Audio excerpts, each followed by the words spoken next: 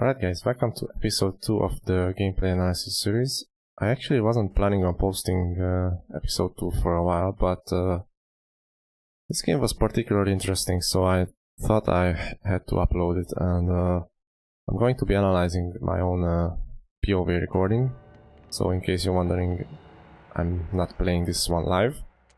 This is just a recording, and I'm gonna be commentating over it as per the first video. So this is a pretty high-level standard 4v4 game. Most of these players are arguably top 10, if not better. So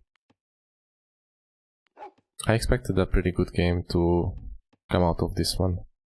I am playing on the flank as Japanese, and Japanese are a really solid all-rounder civ. They have very solid aggression, cheaper barracks units, allows to spam a lot more units. They have a solid eco, so they can boom as well, so they can do pretty much anything you want. I prefer to play them a bit more on the aggressive side, but they are pretty good when playing passive too. My pocket is in the white, and he was playing as Mayans. My opponent was Wujin in purple, who was Russians. And his pocket was Frogman as Lakota. So I wasn't sure what to expect from this particular matchup, but I figured I will just go Despot and try to put some aggression, and then I will see how it goes from there. My first big mistake in this game was actually the ruin count. Like, my scouting ended up being pretty terrible, and I only got 2 ruins overall, which even for a 4v4 is pretty bad, because normally in a team game you would get fewer ruins, just because there are more players that can pick them up from you, as well as you being closer to them, so it's a bit more difficult to get a better ruin count, but still, getting at least 300 should be good enough. But getting 100 is just unacceptable, and I take the blame on that one myself, because I didn't properly scout this game, as well as not using the good scouting pattern for 4v4s. So you gotta experiment with that, you gotta learn how it goes. Of course, you're gonna get sometimes a bit more unlucky, but with consistently good scouting you should get decent ruins most of the game. A second mistake I made in the early game was that I actually went for Commerce 2,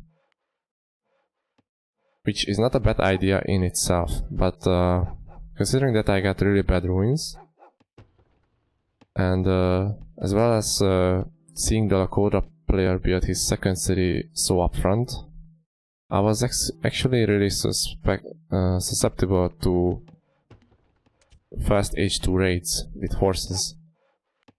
And by going Commerce 2, I'm investing all my food into Commerce 2 instead of H2, because they cost almost the same amount of food. So I basically delayed myself even further, and if you are this behind, I would generally never recommend to do this. But to my luck, my opponents didn't capitalize on this mistake. They didn't raid me at all in the first few minutes, so I just basically got away with going greedy. Our rares were pretty good. I had diamonds right on my capital, and had gems nearby Boo's capital in pretty defensible positions, so I was pretty happy with that. Getting some nice gold rares is always nice to have. So at this point I'm just now getting my meal 1, and I'm not even close to clicking up yet. My eco looks solid, but right now if Red decided to raid me, I would suffer a lot of damage, and there would be no way to stop it really, because I don't even have a barracks or a tower.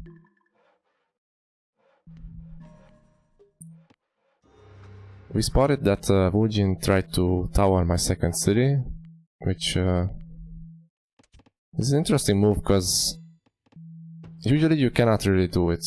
Like you would have to have your opponent never see it until it's completed, and that usually doesn't happen. Especially since when you're clicking up to the next stage, there's not much to do on the map.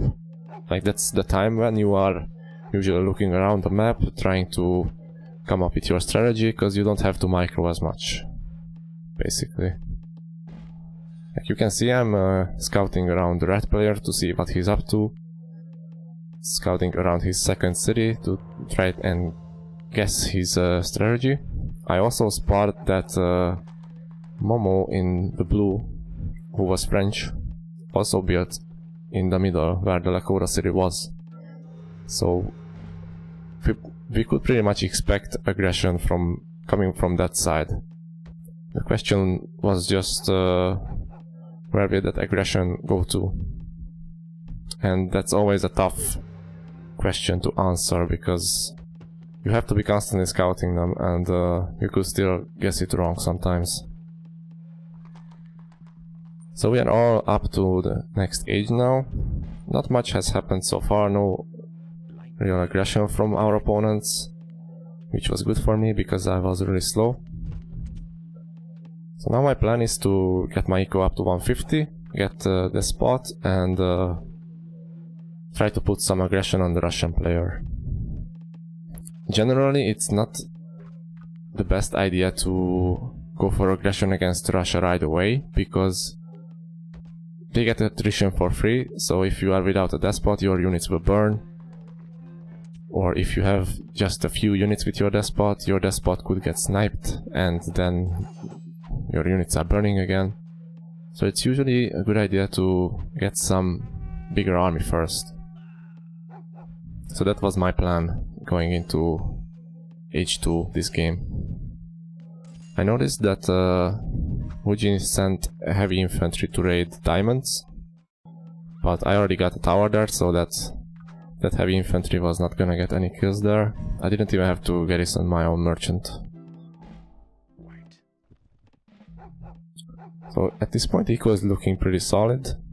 I even end up catching that almost that heavy infantry, which was a nice pick off. And at this point my eco is not perfect yet. I still want to improve on it, but I can make a couple units and still get my third city up pretty soon. So that's what I decided to go for. I get my Mia 2 and I can start making heavy cavalry as well. Seeing that Wujin went for his third city first gave me good hopes, because that means he won't have as much resources to invest into military right now. So I decided to go for a raid between his two cities, basically to cut off his caravan. That was my main goal there. If I can get some villager kills, that's even better, but I didn't expect to. Basically my goal was to just harass the caravan routes and deny the gold.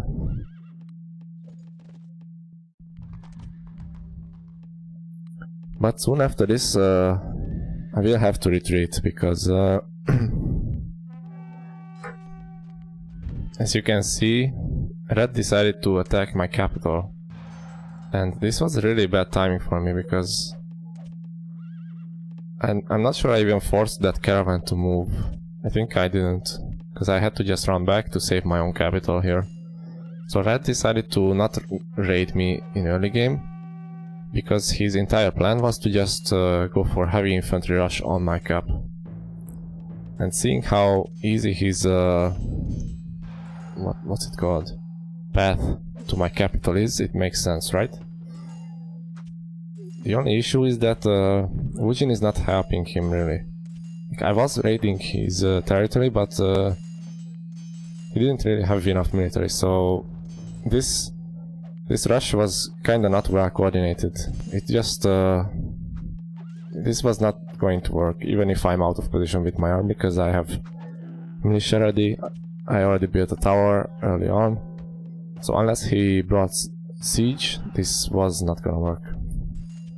And so we end up repelling the attack. I do get some idle time on my economy, of course, since I had to pull militia, but overall I'm not feeling too bad about my situation now. Also, if you noticed, Momo in the blue has been raiding our side. Not me in particular, but he was raiding Boo's economy. He was trying to get the gems merchants as well. He succeeded in getting some kills there as well. So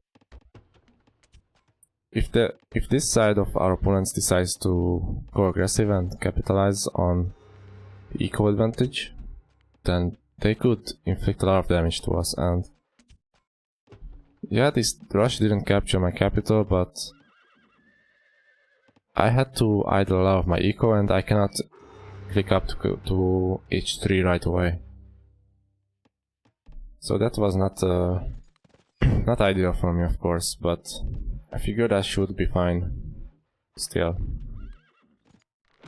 Although there was a feeling in me that Red will try to go for my cap again at some point. At this point I'm just trying to get my equal to 150 again. The issue is that Woojin has decided to start sieging me, and I checked his government. I actually didn't notice it previously, but he's gone that spot and he really likes to do his H3 rushes, and he's also really good with them, so I pretty much expected him to go for an all-out H3 attack now, considering that my eco has been damaged and I couldn't really raid him. I had to pull my army back at the worst time, just before I could do any damage to him. He sends a horse archer to my mining camp. It doesn't end up doing too much, but still any idle time is good for him. And now I see that Red is coming to my capital once again. And I'm not even done upgrading my units yet. I'm just getting the knight upgrade. And yeah, it's a tough situation to be in, because Boo has very few units. If you can see that his army is way smaller than Red's army is right now. And reinforcing his army through the enemy's army is not that easy. He either has to go around the long way or do some really good micro, but right now both of my cities are being sieged and Woojin decides to rush in for the city immediately. He also brings his militia, but thanks to the lookout that I built, I'm just gonna pause for a sec there. Thanks to the lookout that I built, he couldn't really capture the city, and I also brought my own militia to the fight. On top of that, I also researched attrition, which deals an extreme amount of damage to enemy militia. Even though he has the despot, it doesn't save the militia from attrition. It only saves the military units. That's basically hard-coded in the game. So if I can hold this city, I'm feeling pretty comfortable. Like my eco is gonna be wrecked, of course, but at this point my objective is to survive, because I don't expect myself to win this side after that much damage. And at the same time, while this is happening, Red is assaulting my capital right now. So if I do manage to repel Woojin's army, I have to rush back and save my capital as well. So let's resume.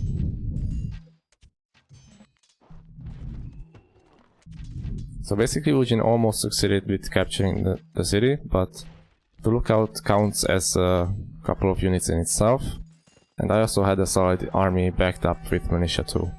So I did manage to hold my city, but my capital is also almost reduced at this point. And at this point I make a mistake. I do end up pulling all my army back to the capital, which was not necessary. Of course, you would rather overreact in this situation than underreact and lose your cap, but a few crossbows would have been enough to repel Red at this point, because his army is mostly heavy infantry, and with militia and a couple of crossbows I would have been completely fine. And the issue with bringing all my army back now is that my front city is still almost reduced and completely exposed. So purple ends up taking that city from me, and you can see how much my eco is hurting right now. Still half my eco is just militias fighting, and I'm losing a lot of them to enemy heavy infantries. But it's something that you have to do if you want to not die, basically. At this point I do manage to capture the city back, which was good for me, but of course the best case scenario would have been not losing it in the first place. So even though I'm doing pretty well with defense, I did make one mistake, and if you don't know, capturing a city gives you plunder. So basically Wujin got plunder from capturing my city, even though he didn't hold it. As well as your caravans will also stop gathering, and they need about 1 minute to start gathering again, basically. So I lost even more eco than I already did.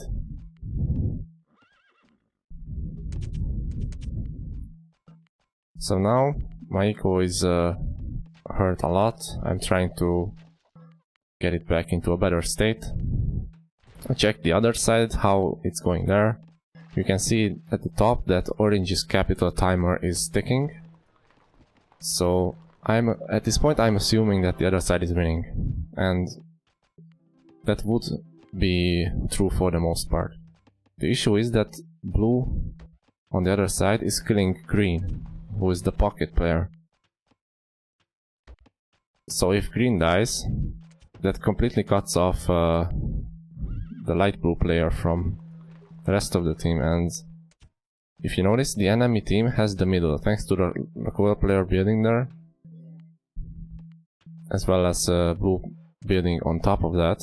They have the middle, so they can attack anywhere they want, but for our team to maneuver it's a lot more difficult. And now, here comes the third attack. I'm not sure how many times this city has been attacked already. I think it's the third attack by purple. And I'm really not ready.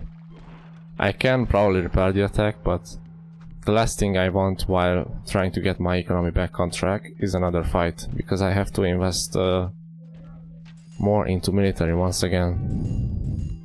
I'm not sure if I end up losing this city right now or not. Yeah, I do. So I lose this city once again, my caravans stop working once again. I have to pull my militia. And this was partly my fault as well, because I had some units garrisoned, and I think I would have been able to hold the city if they weren't garrisoned. But unfortunately that happened, so my economy suffered a lot of damage. But at least I repaired his attack. Red showed up once again, but for some reason he decided to just turn back. Maybe the lookout scared him away. If that was a sneak attack, that's very much a possibility, but I don't think there was much stopping him right now, because I was still in H3 and Red was in H4, so there's no way I would be able to fight him. Meanwhile, Orange is almost dead, and Light Blue has also captured Blue's capital, so they are doing pretty well on that side. And my objective at this point is to just survive and delay my opponents as much as possible. Right now I'm trying to improve my economy slightly more. I do have the knowledge to click up to gunpowder, but I would rather have enough resources to actually upgrade my troops as well. So that's why I didn't click up right away.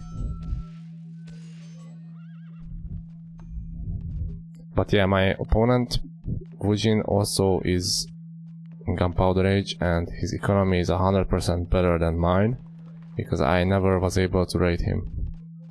Except for that first raid in the beginning, which had to be pulled back immediately. Meanwhile, blue has captured yet another city from green, and this is when blue decides to go over and help him. So I'm left completely alone, and red and purple could just double and kill me right now. There's nothing stopping them from doing that.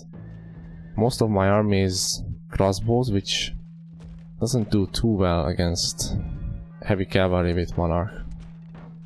But then again, I had to create those crossbows to just survive and defend. At this point, I'm already looking for plans to escape. Basically, I'm moving all my villagers from that city, from the front city. And the reason is that I basically cannot fight him right now. I'm still just going to h4. If I were to fight Wu Jin at this state, I would just lose my army, I would lose my eco there. And then there would be nothing stopping him from just going for my cap. And I would not be able to contribute anything to the game. Which is the most important part of this video. If you are losing, it's very important to not take fights that would kill you. Basically, at this point, my eco is nowhere near as good as purple's. My military is also weaker than his. So basically, I cannot fight him head on. What I need to do is first of all delete my capital, and I do that right after getting monarchy. Also, another good tip. It's a very small detail, but it's a good idea to build your Senate forward. Like, you do that in the very early stages of the game, so you don't think about this. But right now, I'm deleting my Senate, which takes a long time, but my opponent's units start firing at it if they are nearby. And that's what will speed up the process slightly. At this point, Wu Jin did me a favor and suicided his monarch into my castle. So I jump on the opportunity to kill his siege. I still cannot kill his army, despite him not having a general whatsoever. But with some sacrifices, I can kill his 3 bombards, which will slow down his progress a lot. And that's exactly what I'm looking for here. I just managed to get the last cannon as well, and then I retreat back to safety. Now my Senate is halfway deleted, so that's pretty good. I will probably have time to move it. But still, red could show up at any point and I would die.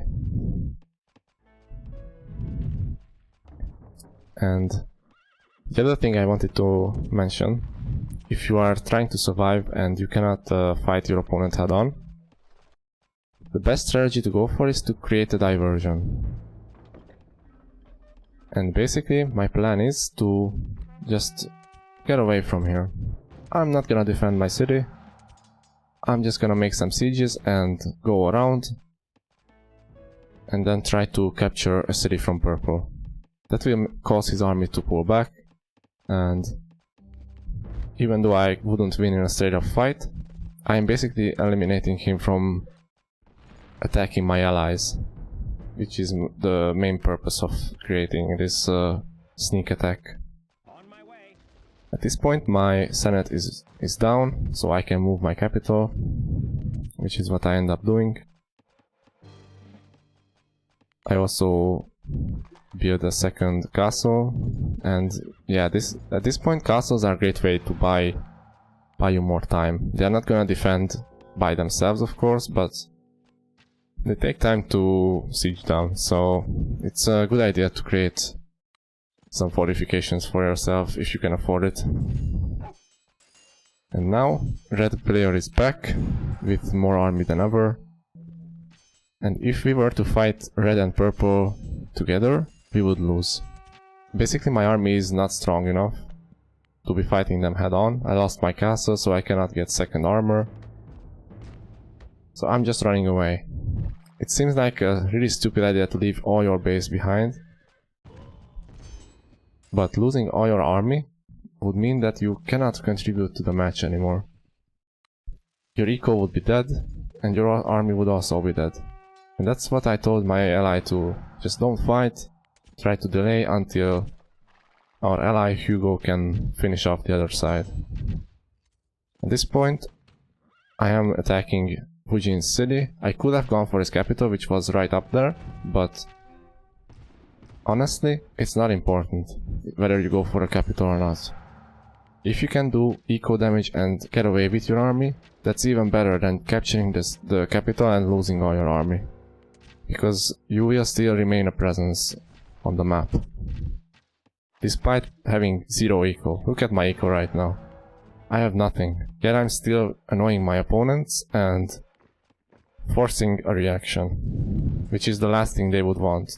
The last thing they want right now is to chase my small army, because it would basically lose to any of their players right now. And you notice they still haven't captured my capital because I kept moving it. So basically 2 of their players are eliminated completely from the game. But I'm still breathing, I'm still being an annoyance. I'm still raiding purple. I'm still killing red scholars there. I don't know what they were doing, but... but yeah. So basically now purple was forced to pull all his army back to defeat my small force. And now Boo is left alone against Frogman. It's a 1v1, and it's a much better chance of him winning that than the 2 of us against the 2 of them, because I'm so weak. And at this point, you don't want to fight head-on, still you want to avoid fights that you would lose. So I'm just running away. And another small tip here, you can research foraging in the smelter to give your monarch more craft, and you will be able to use forced march multiple times. So that's what I'm doing, I'm running away even further. And at this point, I've bought enough time for my ally to just completely kill everyone. And the opponents resign. So that's GG. So let's summarize what the point of this video is. When you are losing, you have 3 things you need to do. The first one is not take losing fights. Sometimes it's hard to judge, and you need experience to decide that, of course. But that's pretty much the way to avoid losing all your map presence. You don't take fights that you would lose, you just run away, even if it means taking damage to your eco. The second point is that you need to keep migrating your economy. You don't need to sacrifice your villagers as militia or whatever. It's better to just move them elsewhere and rebuild your economy.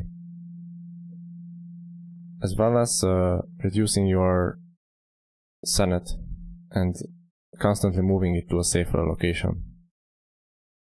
Third thing is to buy as much time as possible. There are multiple ways to do this. Like I mentioned, building castles in good spots will buy you more time to survive. Moving your cap, as previously mentioned.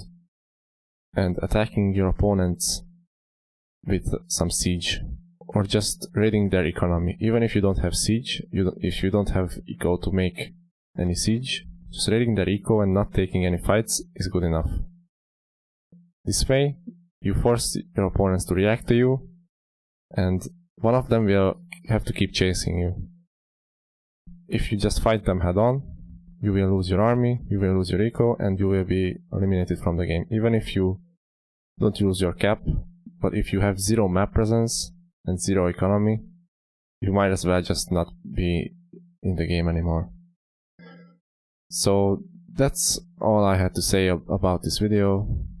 Hope you enjoyed, and we'll see you in the next one.